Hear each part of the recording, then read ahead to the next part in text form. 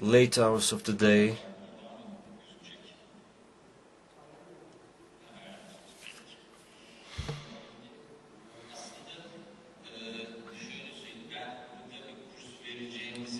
I didn't know that we were going to give a course.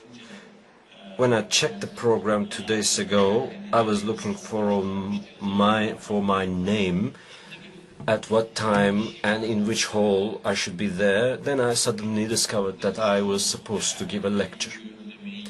And majority of you are here because you have an interest towards brain imaging. The problem is the following. In Turkey, of course, we are dealing with many problems. When you specifically talk to DOST, you would also see that they are not dealing with less problems either. But know-how is one of our biggest problems. If you are going to do something new, then you should experience it yourself.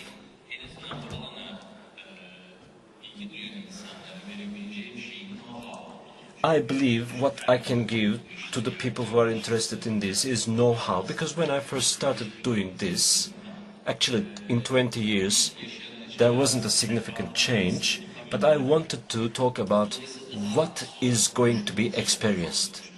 It is going to be a softer presentation after DOST speech. This is Socket team. The people that you see here are working on the brain imaging.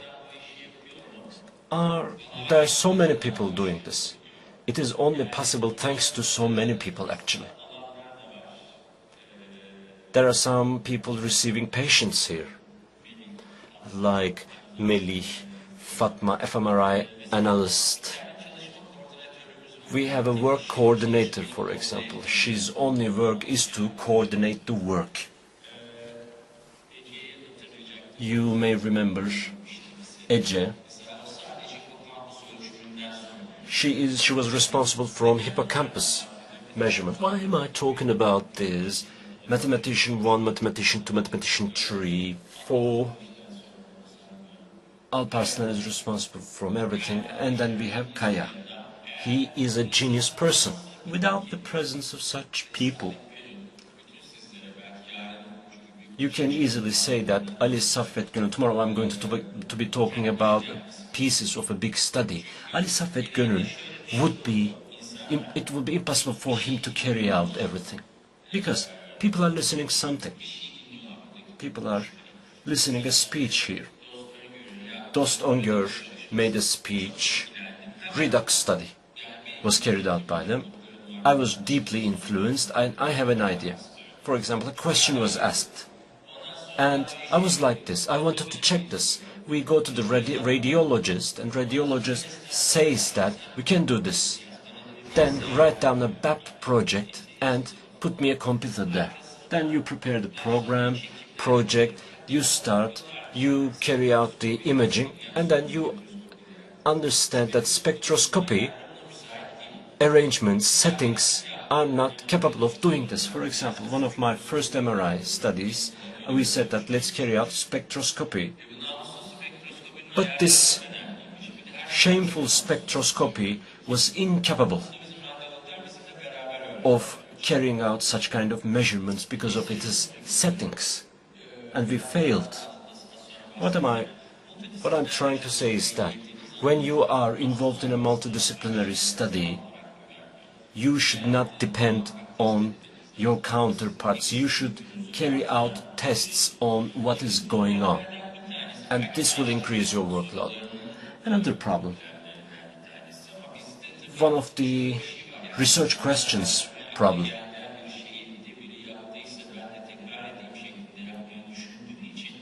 People usually think that I'm going to repeat something that has been already done. People want to do something. However, one of the biggest problems is that it's not what you're doing, but what you are looking for. So how strong is your research question? In King's College, for example, they are checking the dopamine levels. Fatma carried out the GABA part of this.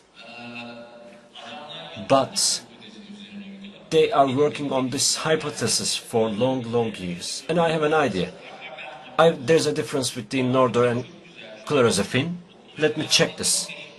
a very good idea, but when you start reading after 15 days, you start to say that it cannot be this way. So you need to have a very strong hypothesis. Why am I saying this? When it comes to the neuroimaging, in the clinical studies, it is possible for you to get a big impact, 130, 140 people, without doing nothing. If you manage to bring them together, you will succeed. But in neuroimaging, there are the variations of what you're looking for. Diagnosis means a variation of what you're looking for, and then on top of it, there is the variation of the data that you are going to obtain from the measurement, which means that you have a very dispersed data, and through such kind of dispersed variations, it is very difficult to create some group differences. If you cannot test something in terms of its significant impact, it is also an evidence. And I really liked the saying, and nobody did this, and I would like to do this, but maybe nobody did this because of a reason. Some of my friends came, I would like to measure this and that. She was an anatomist lady. She said, after a while, she came to me and saying that its limits are not certain, so I need to make a different study. Olfactory. This is the olfactory, and there it is possible to change the stem cells. Hippocampus cannot be changed. For years I have been working on this. Maybe nobody did this because there was a reason. I can give many examples because I'm receiving many people, and on top of this there is what I'm doing, and we have many such kind of examples. Why am I saying this? I'm saying this because I did this, you shouldn't. You should not repeat the other's mistakes. But if you're saying that he's trying to trick us, he's trying to prevent us from being as successful as he is, then please try and see. And please do not start the project that you cannot write down. You collect a certain amount of data, and then it becomes impossible to write down a report, write down conclusions. I receive many very good opinions, many good ideas, but the subject topic is so interrelated, so problematic, that you need to be able to write down at least half of the Kaplan textbook so that you know everything. The most important problem of the imaging studies is that you are intervening in more than one area. If you don't think that you are going to be dominant in psychiatry, or if you're not already knowledgeable about psychiatry, then you will be dispersed a lot. We were taking SPECT, and then structural MRI starts to develop, fMRI, DTI, spectroscopy, etc. And there's a connecting project now. There's the multimodal imaging, there's the machine learning, dynamic causal modeling. You will be too much dispersed if you're trying to deal with every single field in this area. First, as a psychiatrist, please be knowledgeable about psychiatry, and then please try to limit yourself in a narrow area as possible. Radiology issue. For example, I received some anatomists last year. They were saying that we would like to make an MRI anatomy study in order to diagnose the schizophrenia. I said, okay, let's meet 2 months later, and I didn't give an appointment. Probably they read an article and had this brilliant idea of diagnosing the schizophrenia through anatomic markers. I'm not trying to underestimate the people. You may receive various people from various areas. What happens, for example? I've worked with people from MIT, brilliant engineers, they did the same model for the heart, and they think that it is going to work in the brain, but it does not. When the people working with you, if after a couple of troubles they continue to work with you, then they are okay. But we have many people abandoning us after a couple of troubles, because people think that we have some algorithms, we have some standard methods, so that we are going to tell them everything. It's not the case. We sit together one night and then we try to solve the problem. If we cannot solve it, then we do research, and it is distributed to the people. If there's a mathematical problem, we have the mathematician. If we have the IT, then we have the Kaya or Özgün working on these projects. If it's a genetical problem, then we are sending it to Mr. Yiğit. And everybody is making a research about their own problems. And for long days, we are achieving some success after a very long research. Statistic is a very big problem for the psychiatrists. Two simple statistical calculations, for example, if you have one single parameter for the two different volumes, then it's not a problem. But multivariate analysis, causality analysis, I'm not even talking about connecton, etc. If you're into these, then it would be a problem. That's why, if you are going to carry out a project with somebody, you should be able to consult people remotely or closely. It is very important to work together with some teams at the very beginning. In the international teams, it is not the case that everybody knows everything. Even they did know, they do not give their time to teach it. So there should be people, there should be consultants from whom you can obtain some answers in a couple of days. For the SPMs, for the free surfers, they have their own dedicated email groups, and these people are not abstaining from answering the questions. I really admire these people from India, from Turkey, from different parts of the world. They are taking their time in order to answer to us for long hours. You may not get the answer from the radiologist that is next to you, but it may be easier to find the answers from a neurologist from India. So whatever software you are using, please consult to the emailing lists of these software. Yes, we talked about the statistics as a big problem. Now, frankly speaking, I'm going to give you an example from the project, one of the projects that we carry out, in order to show you the logic behind our study, and then I'm going to conclude this course.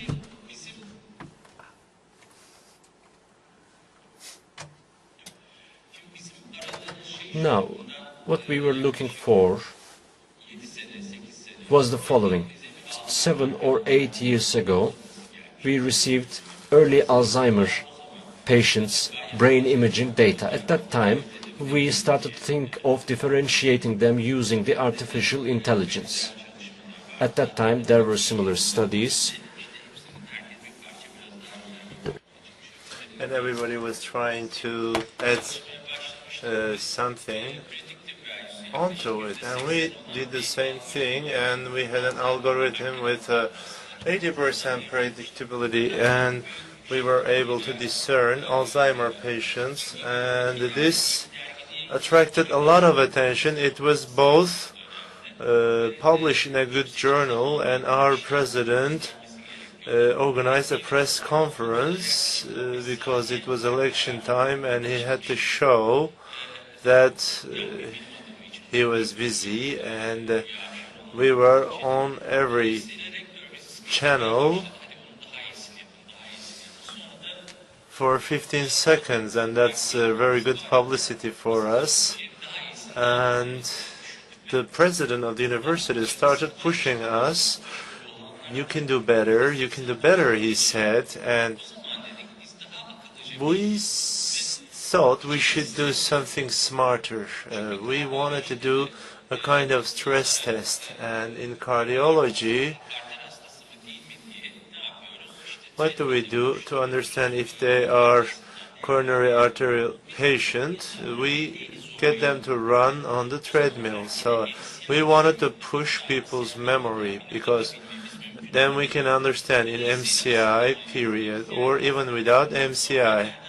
So our main purpose was to get signals on functional MRI to differentiate MCI patients with normal population.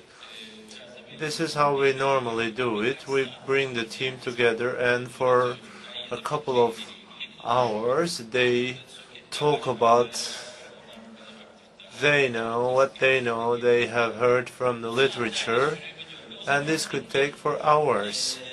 So we thought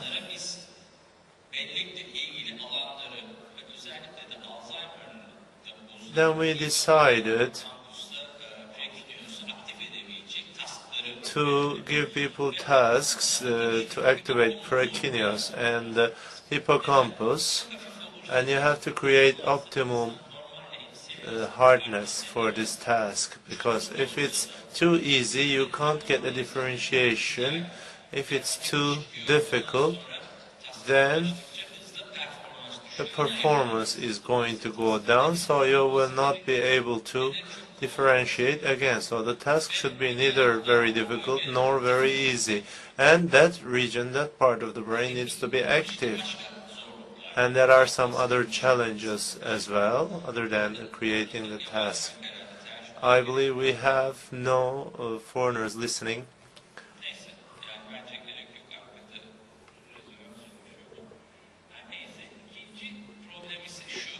The second problem is this.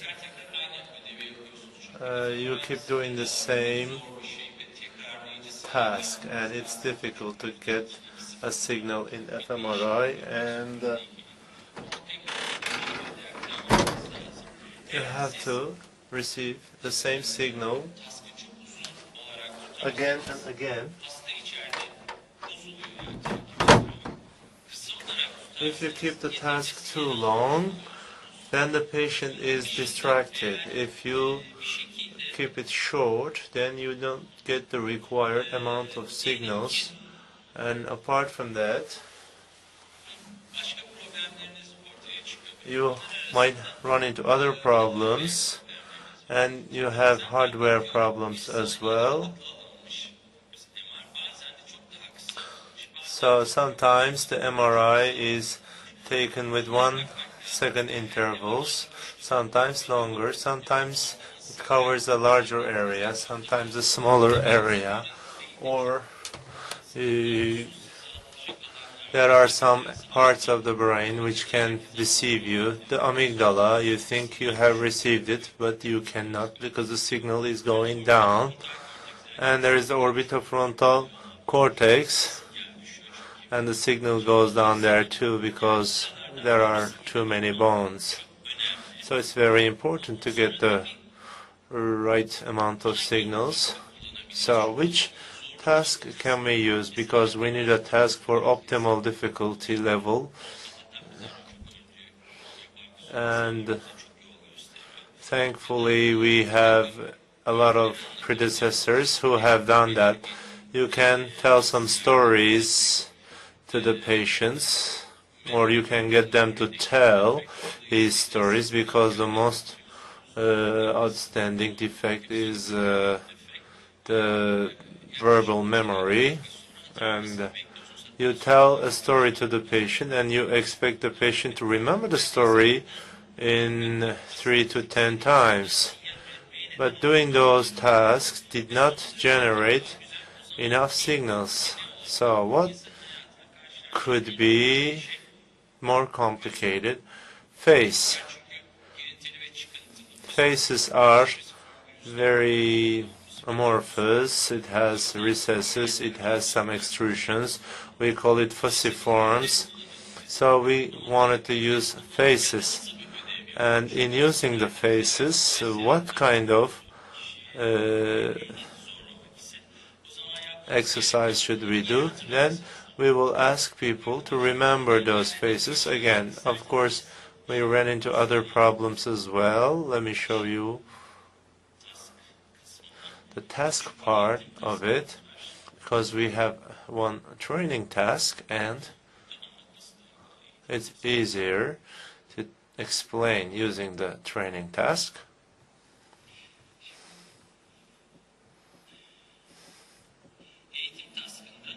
In the training task,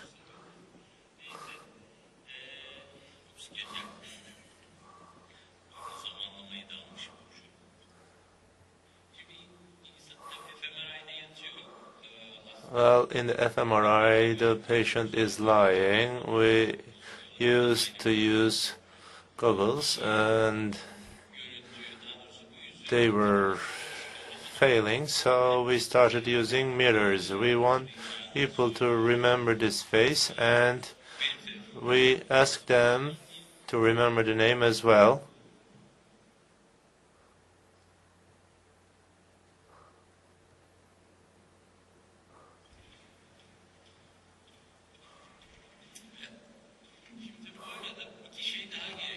And of course, in the meantime, we need two more things because the referees are going to ask, are these people really well enough to remember? Are their cognitive functions working?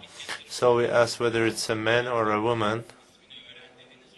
And when you give them the instructions, they start sleeping right away. So you have to keep them active throughout the process. And it's easy for me to tell you these, but it took me a very long time to learn all this. So we gave them a button to choose whether it's a male or female. So the purpose of this task is for them to remember the faces and the names. This is block design, of course. The pictures follow one another. So this is another one. This is the training set. Why do we have familiar names, the famous names? It's easier to explain. After the first phase, we come to the second phase, and after a long time, the encoding part is over, and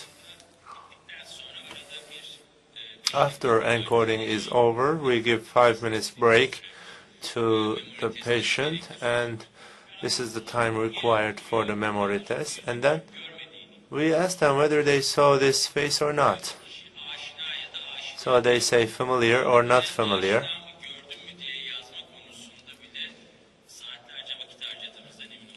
And you can be sure that we spend hours for writing here, familiar or not familiar. So he chose the left button because he saw the picture before. Again, this one. This is a medium difficulty task, and this is followed by a more difficult task in which a person is going to remember whether it was Hülya or Sezen after both longer time, and since it will be a matching of name and face, it's a more difficult test. One of our challenges was this.